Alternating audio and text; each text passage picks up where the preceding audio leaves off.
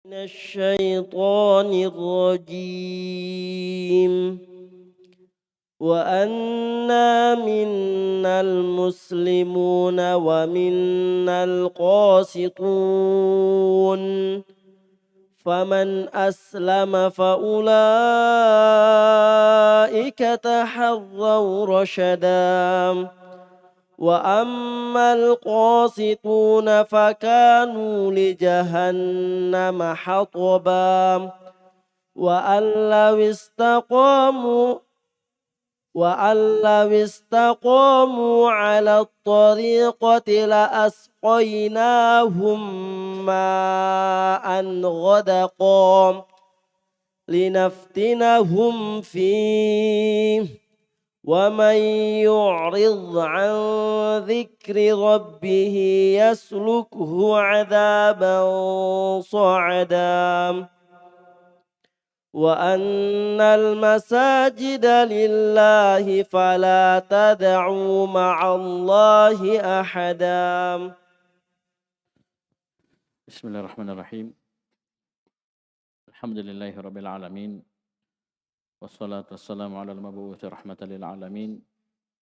Nabiyina Muhammadin wa ala alihi wa sahbihi wa man tabi'ahum bi ihsanin ila yaumiddin, amma ba'd. Ikhwani fid din wa akhwati fillah rahimani wa rahimakumullah. Kita lanjutkan pelajaran kita baca kitab At-Tafsir Al-Muyassar. Masih di surah Al-Jin di juz 29 ayat 14 sampai 18.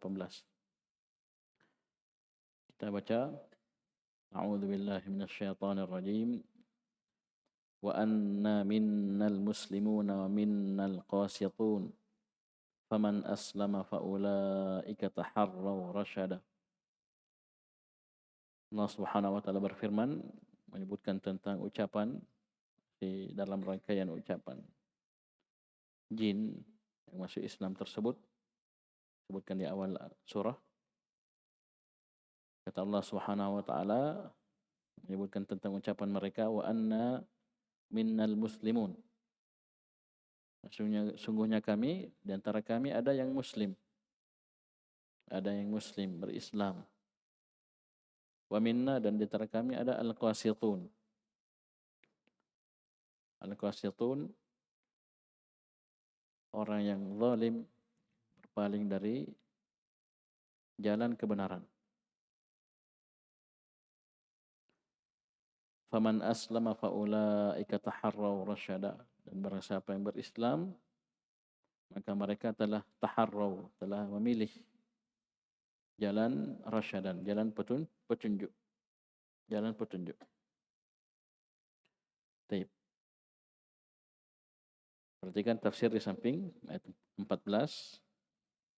Wa anna minnal muslimun, ay wa anna minna al-khadi'una lillahi bit-ta'ah. Antara kami ada yang al-khadi'un, yang tunduk kepada Allah Subhanahu wa taala dengan ketaatan. Baik. Jadi ini al-muslimun.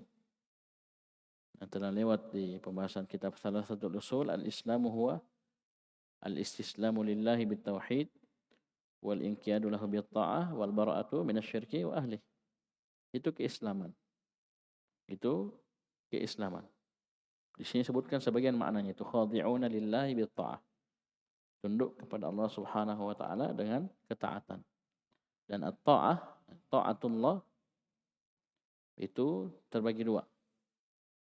Taat dalam perintah dan taat dalam larangan. Taat dalam perintah dengan cara apa? Melaksanakannya. Taat dalam larangan dengan meninggalkannya, menjauhinya. Dan perintah terbesar adalah tauhid. Larangan terbesar adalah syirik. Dan ini makna butuh dipahamkan oleh kita semua kepada kaum muslimin. Mereka mengira Islam itu hanya sekedar salat, puasa, zakat, haji, sedekah, berbakti kepada kedua orang tua. Mereka tidak pernah berpikir, atau sedikit dari mereka yang memahami bahwasanya dasar dan pondasi dari agama adalah tauhid. Banyak mereka sholat, bahkan haji berkali-kali bolak-balik umrah. Ya, bersama dengan itu perintah tauhid mereka belum wujudkan. Padahal ini adalah pokok dari keislaman. Rukun Islam yang pertama. Kesyirikan mereka lakukan, bahkan mereka datang ke sana, datang ke Mekah sana, ya, kain kiswah Ka'bah itu digunting, ya, bawa gunting, digunting kainnya, dijadikan jimat, ya. Ya, datang ke Arafah, ada namanya Jabal Rahmah, diyakini katanya tempat pertemuan Nabi Adam dengan istrinya Hawa. Di situ mereka tulis-tulis namanya, vandalisme, tulis namanya dengan nama perempuan yang dia harapkan menjadi istrinya. Ya, ada yang buang foto, buang apa. Kalau orang kafir gembok, ya, gembok ini, gantung ini, gantung ini. Naudzubillah. Apa hubungannya itu batu, bukit, Jabal Rahmah dengan jodohmu? Paham ini? Sebagiannya mengambil kerikil-kerikil dibawa pulang jadi barakah, ya, sesuatu yang kata berberkah. Ya. Oke, perhatikan sini kata jin ini, kami di antara kami ada yang muslim, yaitu orang tunduk kepada Allah Subhanahu wa taala dengan ketaatan. Wa minna al-qasitun, dan di antara kami ada al-qasitun. Apa al-qasitun? Ay al-jairun. Al-jairun al-zalimun. Ini mirip maknanya. Jair itu zalim, di antara bentuk maknanya zalim. Orang yang zalim, alladzina hadu an tariqil haqqi. Yang mana mereka hadu, melenceng, menyimpang dari jalan yang benar. Baik.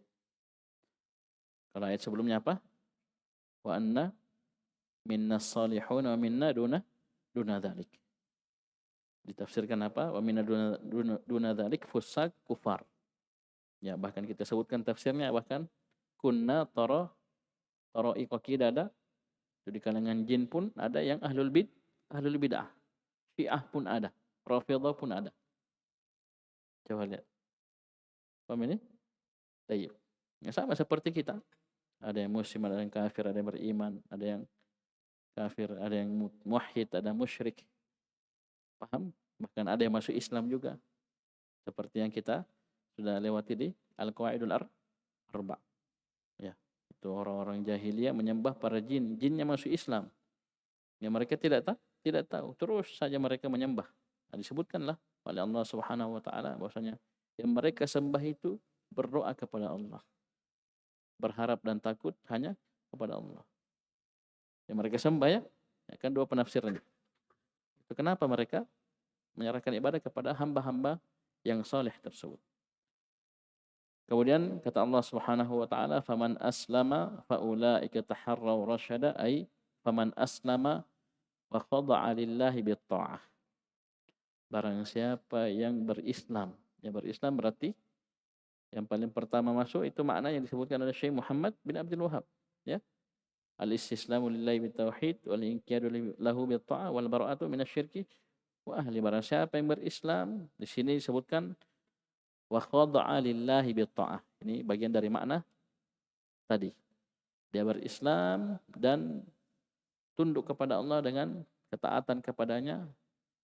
Faulaika taharraw rasyada ay faulaika alladziina qasadu tariqal haqqi was shawabi. Maka mereka itulah yang telah memilih, ya, memaksudkan jalan kebenaran, ya, jalan al-haq, jalan yang benar. Wajtahadu fi ikhtiyarihi fahadahumullahu ilaih. Dan mereka ijtihadu, betul-betul bersungguh-sungguh dalam memilih jalan kebenaran tersebut. Fahadahumullahu ilaih. Maka Allah Subhanahu wa taala pun menunjuki kepada mereka kepada jalan yang lurus tersebut, jalan yang benar tersebut. Allah Subhanahu wa taala berfirman, "Walladzina jahadu fina lanahdiyannahum subulana."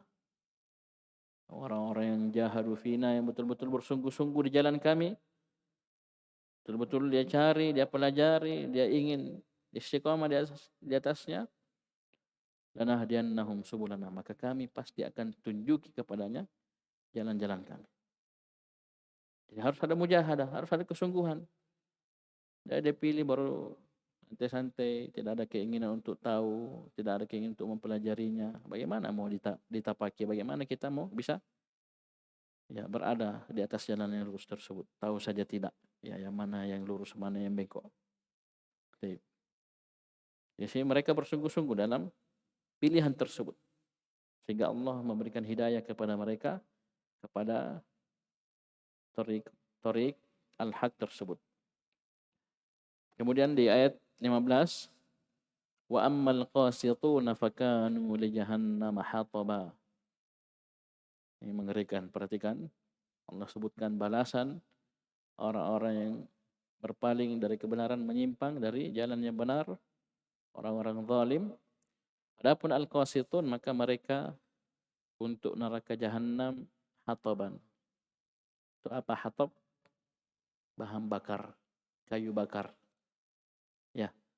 Karena Allah Subhanahu wa taala berfirman, neraka itu waquduhan nasu wal hijarah. Waqudnya ya kayu bakarnya, bahan bakarnya adalah annas, manusia dan batu. Ya. Karena api menyala harus ada bahan bakar. Ya. Di sini neraka ini menyala dengan apa? Manusia dan batu. Jadi al-qasitun itu merupakan kayu bakar untuk neraka jahanam. Perhatikan tafsirnya. Wa ammal jairuna an tariqil Islam. Adapun orang-orang yang menyimpang, melenceng dari jalan Islam, berpaling dari jalan Islam, fakanu waqudan li jahannam. Maka mereka akan menjadi bahan bakar untuk neraka jahanam nanti kelak di hari akhirat. Waquduhan nasu wal hijarah. Disebutkan di surah Al-Baqarah. Dan di surah yang lainnya. Bisa dipahami? Baik. Ini ancaman dari Allah Subhanahu wa taala untuk orang-orang yang melenceng, menyimpang dari jalan yang benar, dari jalan keislaman. Orang-orang kafir, orang-orang musyrik. Ini yang paling pertama masuk dalam perkara ini. Mereka meninggalkan keislaman, meninggalkan tauhid, melakukan kesyirikan kepada Allah, kufur kepada Allah. Jelas di surah Al-Bayyinah sudah kita lewati. Innal ladzina kafaru min ahlil kitabi wal musyrikina di mana? Fi nari jahannam. Berapa hari? Khalidina fiha. Ulaika hum syarrul bariyah. Orang-orang yang kafir dari kalangan ahlul kitab. Ahlul kitab mereka punya kitab, pengikut para rasul, Nabi Musa, Nabi Isa. Bersama dengan itu ketika mereka tidak mau beriman kepada Nabi Muhammad sallallahu alaihi wasallam, tidak mau menerima Al-Quran, melenceng dari jalan yang benar, berpaling dari jalan yang benar, jalan Islam, maka mereka masuk dalam golongan wal musyrikin, dan orang-orang musyrik, orang-orang yang melakukan kesyirikan, dan tentunya syirik akbar yang mengantar mereka kepada kekufuran. Di mana tempatnya? Fi nari jahannam. Mereka di dalam neraka jahannam. Ya, mereka dalam neraka jahannam. Khalidina fiha. Mereka kekal di dalamnya selama-lamanya. Kekal di dalamnya. Bisa dipahami? Kemudian kata Allah Subhanahu wa taala, wa allaw istaqamu 'ala at-tariqati la asqainahum ma'an ghadaqa. Dan seandainya sekiranya mereka istaqamu, mereka istiqomah, ala tariqah, di atas jalan, maka la asqainahum, maka kami akan memberikan kepada mereka minum dengan ma'an ghadaqa. Dengan apa? Dengan air yang melimpah. Dengan air yang sangat banyak. Linaftinahum fi. Itu semua agar kami menguji mereka dalam perkara tersebut. Ujian. Ya, ujian dari Allah Subhanahu wa taala. Perhatikan tafsir wa annahu atau wa allaw istaqamu 'ala tariqah ay wa annahu law sarul kuffaru minal insi wal jinni 'ala tariqatil Islam. Sesungguhnya lau sekiranya orang-orang kafir dari kalangan manusia dan jin itu berjalan sarok, berjalan menapaki jalan Islam. Seandainya orang-orang kafir dari jin dan manusia itu berjalan menapaki istiqamah di atas jalan Islam, walam yahidu anha, dan mereka tidak berpaling darinya, tidak melenceng dari jalan tersebut, maka apa kata Allah? La anzalna alaihim ma'an katsira, atau la asqainahum ma'an ghadaqa, ay la anzalna alaihim ma'an katsira, maka sungguh kami akan menurunkan kepada mereka air yang sangat banyak. Wala wassa'na alaihimur rizqa fid dunya, dan kami akan lapangkan, luaskan untuk mereka rezeki di dunia. Ya, bukan hanya air dikasih ya, maksudnya dilapangkan rezekinya. Turunkan air yang banyak, dengannya keluar rezeki berupa tumbuh-tumbuhan, hewan-hewan ternak bisa minum. Tayyib. Ini kapan ini? Ketika mereka istiqomah menapaki jalan Islam. Ya, tidak melenceng darinya sampai ajal datang menjemput. Tayyib. Ini keistiqomahan ya. Wa allaw istaqamu 'ala tariqati la asqainahum ma'an ghadaqa. Ini disebutkan balasannya di dunia. Jadi Allah Subhanahu wa taala akan berikan kepada mereka air yang sangat banyak. Allah akan luaskan rezeki untuk mereka di dunia. Untuk apa? Linaftinahum fi, ay linakhtabirahum. Itu semua agar kami menguji mereka. Apa ujiannya? Kaifa yashkuruna ni'amallahi 'alaihim. Bagaimana mereka mensyukuri nikmat-nikmat Allah Subhanahu wa taala atas diri mereka. Karena tentunya tidak semua bersyukur, apalagi syaitan sudah bersumpah. Di surah Al-A'raf disebutkan setelah syaitan dikeluarkan, dilaknat oleh Allah Subhanahu wa taala, iblis dia bersumpah, wala tajidu aktsarahum syakirin. Engkau ya Allah tidak akan mendapati kebanyakan dari mereka itu bersyukur. Dan Allah telah tegaskan di dalam ayat yang lainnya, wa qalilum min ibadiyasy syakur. Sangat sedikit dari hamba-hambaku yang bersyukur. Paham ini? Baik. Jadi ini ujian untuk mereka. Apakah mereka mensyukuri nikmat Allah Subhanahu wa taala atau tidak? Dan kesyukuran terbesar adalah dengan mentauhidkan Allah Subhanahu wa taala. Ya, dengan mentauhidkan Allah Subhanahu wa taala. Bagaimana seorang dikatakan bersyukur ketika Allah Subhanahu wa taala mencurahkan nikmat demi nikmat kepada dirinya? Dari A sampai Z, dari awal sampai akhir, nikmat semuanya datang dari Allah Subhanahu wa taala. Kemudian dia menyerahkan ibadah kepada selain Allah Subhanahu wa taala. Oleh karena itu banyak digandingkan antara ibadah dengan syukur. Ya, kesyukuran yang benar adalah kesyukuran yang mewujudkan, melahirkan ibadah-ibadah yang murni hanya untuk Allah Subhanahu wa taala. Keikhlasan demi keikhlasan kepada Allah Subhanahu wa taala. Itu kesyukuran yang benar. Paham? Baik. Jadi ini ujian untuk mereka. Kemudian Allah mengancam, wa may yu'rid 'an dzikri rabbih yaslukhu 'adaban sha'ada. Dan barang siapa yang berpaling dari zikir peringatan dari Rabb-nya, maka Allah Subhanahu wa taala akan memasukkannya ke dalam azab yang sangat keras, berat, ya. Ai wa may yu'rid 'an dzikri rabbih, ai yu'rid an ta'ati rabbih. Ya, barang siapa yang berpaling dari ketaatan kepada Allah, wastima'il Qur'ani wa tadabburihi, dia berpaling dari mendengarkan Al-Qur'an, berpaling dari mentadabburi Al-Qur'an, wal amali bih, dia juga berpaling dari mengamalkan Al-Qur'an. Jadi ini tafsir dari apa? Wa may yu'rid 'an dzikri rabbih. Jadi zikir sini Ditafsirkan dengan apa? Ketaatan kepada Allah, mendengarkan Al-Quran, mentadabburi Al-Quran, dan mengamalkan Al-Quran. Sampai berpaling dari itu semua, maka apa? Yaslukhu adaban sa'ada, ay yudkhilhu. Allah Subhanahu wa taala akan memasukkan dirinya ke dalam adaban syadidan syaqqan, ke dalam adab yang sangat keras, yang sangat berat, ya, sangat dahsyat. Ya, jangankan dikasih naat ya, jamnya dikasih naat. Adab saja itu sudah mengerikan. Apalagi dikasih naat adaban sa'ada, adab yang sangat berat, keras. Itu lebih hebat lagi. Paham ini? Untuk siapa ini? Orang-orang yang berpaling dari zikir, ya, zikri rabbi. Berpaling dari ketaatan kepada Allah, berpaling dari Al-Quran, dari mendengarkan, mentadabburi dan mengamalkan Al-Quran. Ya, naudzubillah. Ya, berpaling saja seperti ini, apalagi dia betul-betul kufur, tidak mau beriman kepada Al-Quran, maka lebih pantas lagi dia masuk di sini. Ya. Allah akan masukkan dia ke dalam adab yang sangat keras.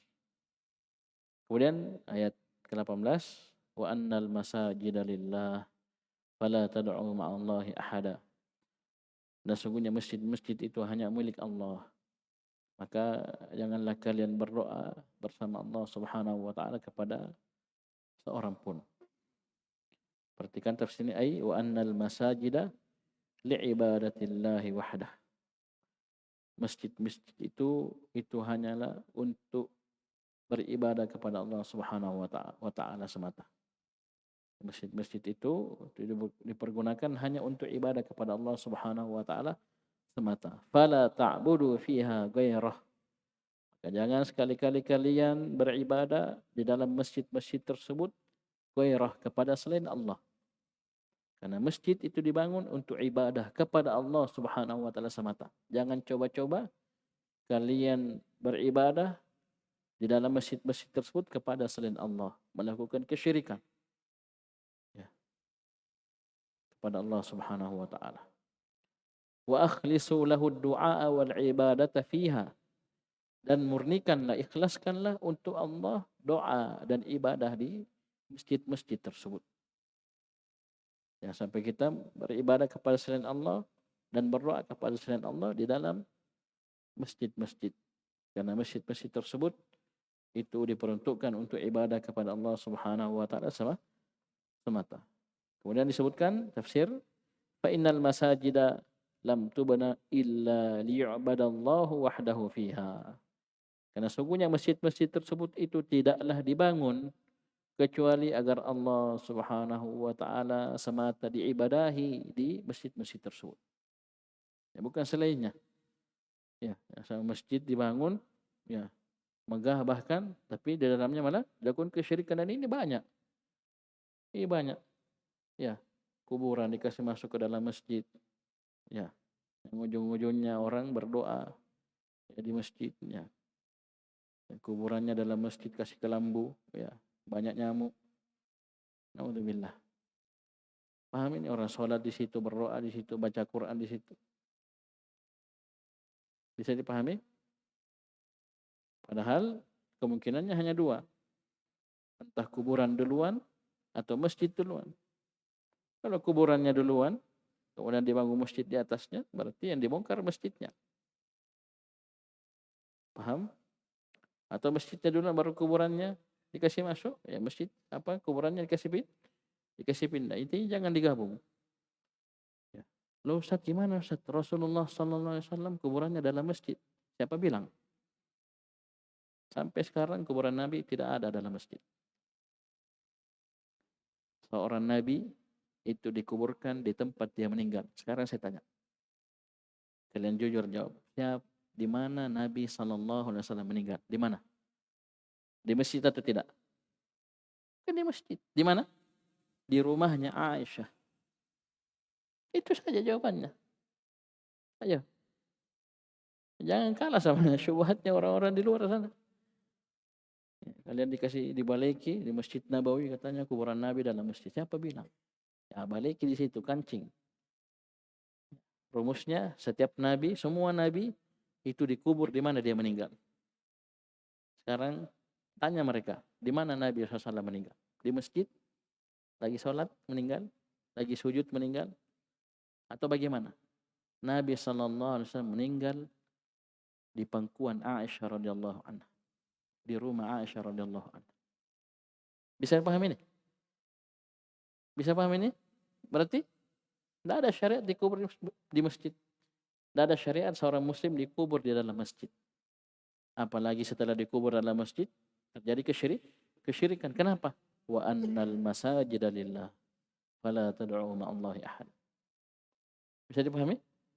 Tidak boleh. Loh Ustaz, kenapa sekarang kelihatannya? Ya itu urusan pemerintahan. Ya, urusan pemerintahan. Ketika ada perluasan masjid, ya, kaum muslimin semakin banyak, masjid itu diperluas ke arah kuburan. Padahal sudah diingatkan oleh para ulama ketika itu. Jangan diperluas ke arah kuburan Nabi SAW. Supaya tidak masuk. Dan memang sampai sekarang pun dikatakan tidak masuk. Karena disetel sedemikian rupa sehingga ya itu tersendiri. Itu kalau nanti sampai ke sana itu melihat sendiri. Ya, tidak ada orang sholat situ. Bahkan yang di situ ada polisi, tentara yang jaga situ. Ya. Kalau orang bilang sini Satpol PP-nya, orang suruh pergi. Tidak ada orang sholat situ. Paham ini? Taib.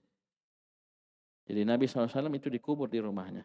Dan Nabi mengancam, la'anallahu al-yahuda wan nasara ittakhadu kubur anbiya'ihim masajid. Allah melaknat orang-orang Yahudi dan Nasara karena mereka menjadikan kuburan nabi-nabi mereka itu sebagai masjid. Paham? Taib. Karena masjid dan kuburan itu sesuatu yang bertolak belakang. Ya. Masjid tempat ibadah, tempat membaca Al-Quran, kita sholat, ruku, sujud di situ. Ada kuburan? Ya, tidak. Paham? Baca Al-Quran apa semua itu kuburan, kita ziarah kubur bukan untuk mengunjungi keluarga kita. Ya, Ahmad. Ya. Oleh karena itu kaum muslimin sebagiannya meyakini kalau ada keluarganya meninggal jangan jauh-jauh supaya gampang dibesuk diziarahi. Nah, itu bukan itu tujuan kita ziarah kubur. Ziarah kubur tujuannya apa? Untuk mengingatkan kita akan kematian, bahwasanya kita semua akan menyusul cepat atau lambat. Pertanyaannya apa bekal kita? Paham ini? Bukan dibilang kayak orang hidup ya. Mau dilihat-lihat, ditengok-tengok ya apa itu kareba. Tidak ada. Paham? Ya, taib. Perhatikan sini. Jadi fa innal masajida itu masjid-masjid itu lam tubna illa liyu'badallahu wahdahu fiha.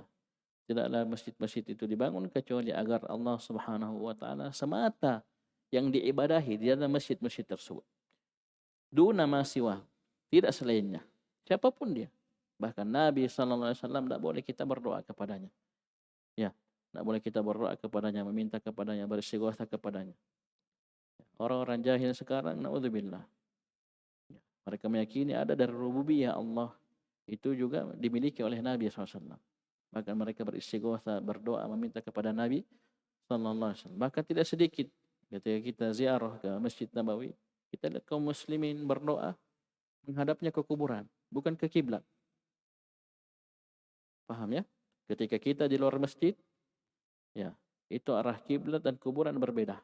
Kelihatan gitu ya, orang ini menghadap kiblat atau kuburan. Kalau dia sudah di pekarangan di halaman Masjid Nabawi yang ada payung-payungnya itu jelas ketika dia berdoa menghadap kiblat atau kuburan walaupun dia jauh.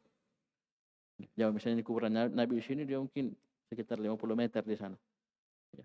Berdoa kita senter ini, kemana ini? Kiblatnya kok ke sini? Dia kemana? Pas kita senter ternyata dia berdoa ke arah kuburan Nabi SAW.